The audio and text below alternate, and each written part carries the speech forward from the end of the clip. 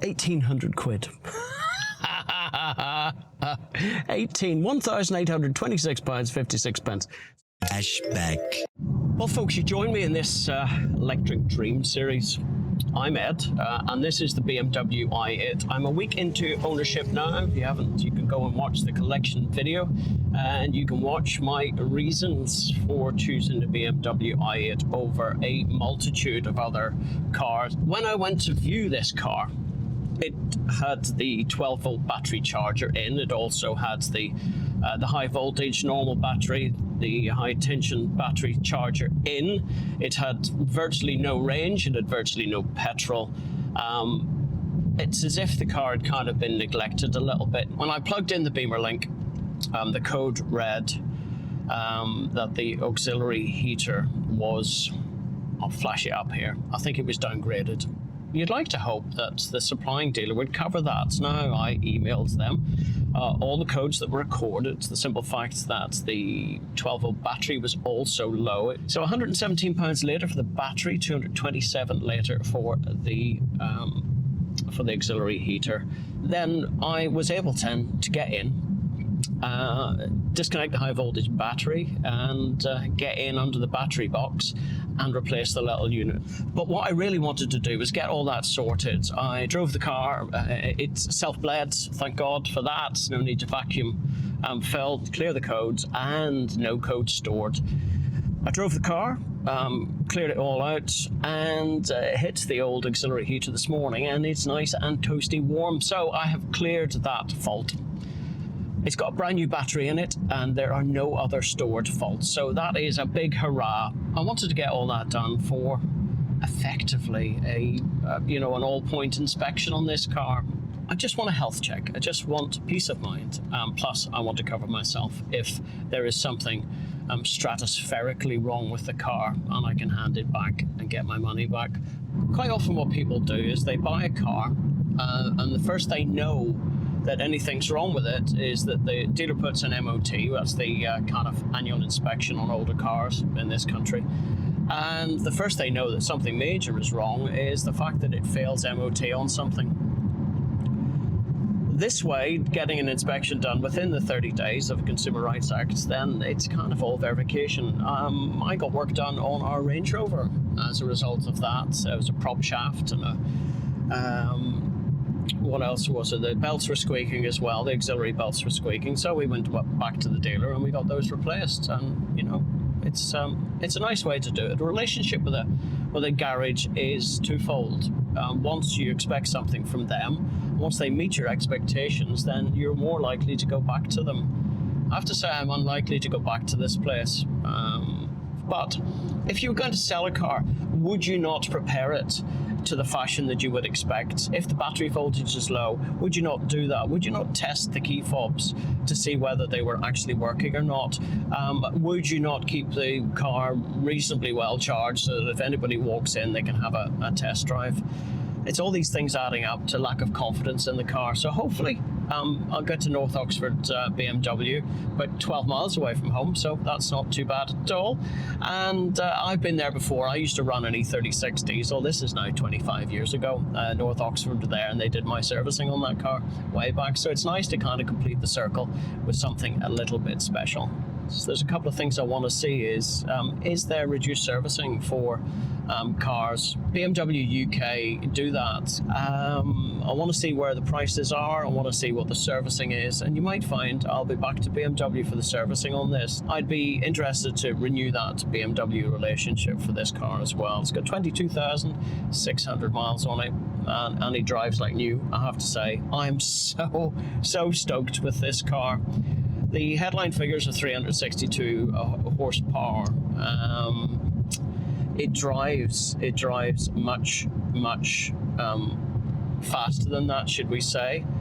I recently took the car out, did a launch on it, and a lot of journos don't even know that launch control exists because I've never seen them. It's a matter of being in sport mode, pressing the traction button once, and getting into a sport mode for your traction.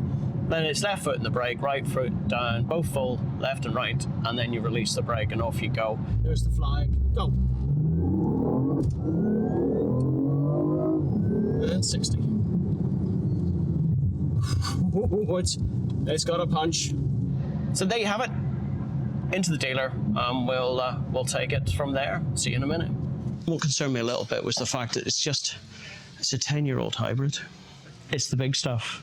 It's like leaks in transmission. I got them to do a service on the car before I picked it up. I had requested that the auxiliary belts be done as well. I wondered if you guys can actually get in and see it from below even, whether they have been done or not, because... That's fine, just a quick signature just at the bottom there when you're ready for me. No worries. Yeah. Great, and then help yourself to tea and coffee. That'll do. Put your card in and I'll be able once to get an update. Cool. All right, thanks, Ray. Cheers. Just a quick run through of exactly what we'll be carrying out on the vehicle. So you're in for the check over with regards to just buying the vehicle and having a thorough check over, including a complimentary visual health check. So continuing on with the visual health check and starting at the near side front of the vehicle. So all your suspension components here are absolutely fine. You have 5.6 millimeters of tread remaining on your near side front tyre, with the minimum being 1.6. And you have 9 millimeters of front brake pad wear remaining, with the minimum being 3.5.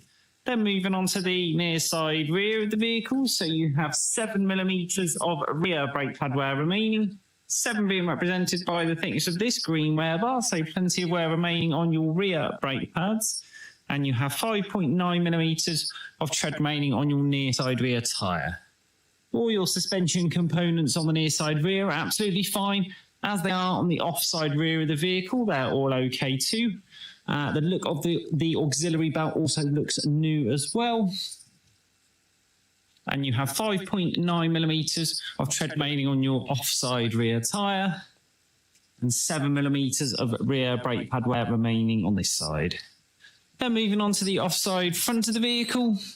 So if we have a look in the area of your drive shaft, we can see there is some evidence of the leakage from the CV boot of the drive shaft in a couple of areas around by the knuckle. And this is due to this clamp being loose as well, and also some split areas of the CV boot itself. And so it doesn't look quite positioned right, and it also looks split on the ends as well. So we would advise a new CV boot along with refilling the grease inside there as well. So apart from that, everything else is absolutely fine with the vehicle. I hope you're happy with the service you've received from us today, and we look forward to seeing you again soon. So just curious as to what the breakdown is on that CV boot. Could you show it in the video at all? Slight leakage from the offside front drive shaft. They advise that a new outer CV boot plus clip plus bolts on that one. 1,800 quid. Yeah, that's our prices, yeah. Seriously? Yeah. Let me just see if Hold there's up. anything else on it. So is it's all labour then, is it? It's... Because a boot and bolts and a clip can't be any more than, Probably. I don't know, 50 quid? What, 8 hours labour?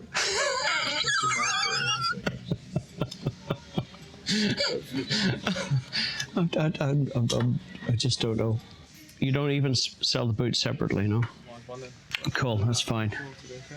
I'll do. Apart from that, I think it's seems alright. There's nothing shocking in that really at all. It's not too bad for obviously the range of the car and the mileage and stuff like that. So. Yeah. No, that's all right. And there's definitely no other option. Not from us, obviously elsewhere than maybe, but we would always recommend obviously coming here and getting the work. Oh yeah, I know what you mean. I mean, service kits and things. If it's just a boot. Well, obviously we would replace the whole thing. I'm not 100% technically knowledge on. Oh no, but if it's a drive shaft, if it's just leaking slightly, provided it hasn't lost all the grease, it's not going to the CV joint itself isn't going to be impaired really. And if it's just a clip, you know, sometimes the clips come slightly loose.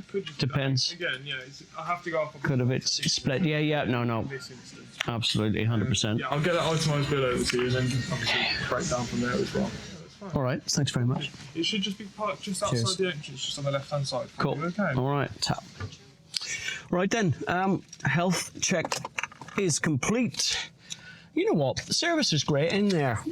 However, there's one little bit of it shocked me a little bit. So I paid 162 plus VAT, so 195 quid. They've obviously had a good look over the car. I've even got a video as well of their inspection, so that's always nice to see. Really only a couple of things.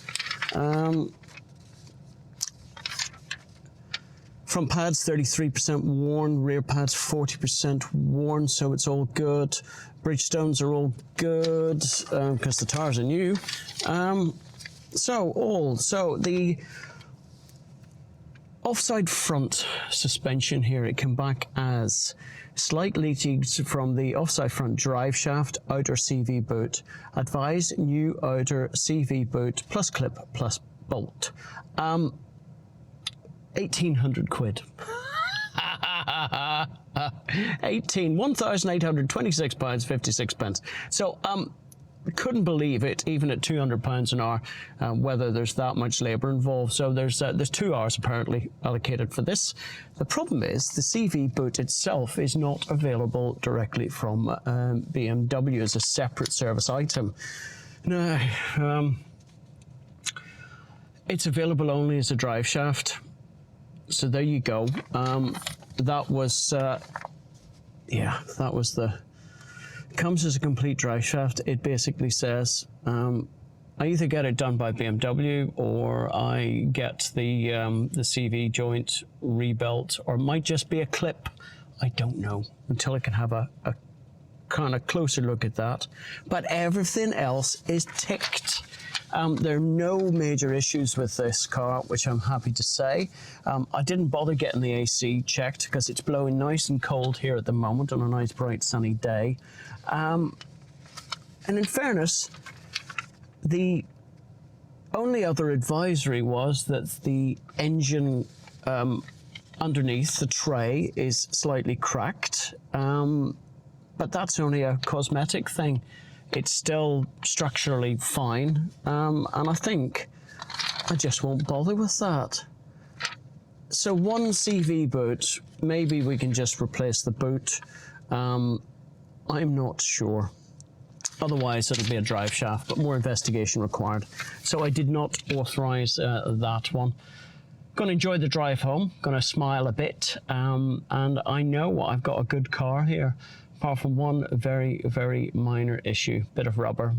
So we'll investigate that further. Maybe I'll just be able to put a clip on it and resolve that myself. Big sigh of relief. The car drives great. It sounds great. It goes well. It turns heads. And I'm really, really happy with that. So, you know what? A couple of hours. That's all it was. They fully validated the car here, and what a nice thing to pick up. Going to get down the road for the next one. We'll talk about servicing costs maybe in the next video. That's interesting, especially with a car over 10 years old. Most people don't know about that. If that's not a reason to subscribe then for this Electric Dream series, then I don't know what is. So here's a video that I recommend. And here's a video that YouTube recommend. I'll see you again in the next one. All the best now. Bye. I'm a back road hero, driving through the night. Gonna kick up the dust till the morning light with the road.